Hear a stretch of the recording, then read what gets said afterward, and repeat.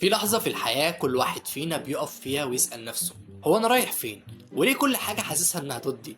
اللحظة دي هي نفس اللحظة اللي بدأ منها سانتياغو راعي الغنم في كتاب الخيميائي، وكان حلمه بسيط يلاقي كنز. بس الرحلة علمته إن الكنز مش دايما بيبقى دهب، الكنز الحقيقي بيكون جواك أنت، في الصبر اللي اتعلمته، في التعب اللي واجهته، وفي كل مرة وقعت وقمت. الكتاب ده مش قصة، الكتاب ده رحلة كل واحد فينا لما بيحاول يفهم هو مين وليه بيعمل اللي بيعمله. الخيميائي بيقولك لو عندك حلم كمله للآخر، حتى لو الناس ضحكت عليك، حتى لو الطريق وجعك، لأن ربنا دايما بيساعد اللي ما بيستسلمش. سانتياغو فضل يدور في كل حتة لحد ما اكتشف إن الكنز الحقيقي كان تحت رجليه من الأول.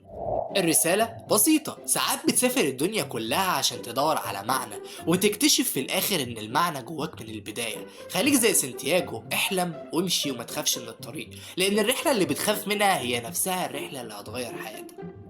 هتلاقيني سايب لك اسم الكتاب في أول كومنت، ولو عجبك الفيديو ياريت تعمل لايك للفيديو وسبسكرايب للقناة وتفعل الجرس.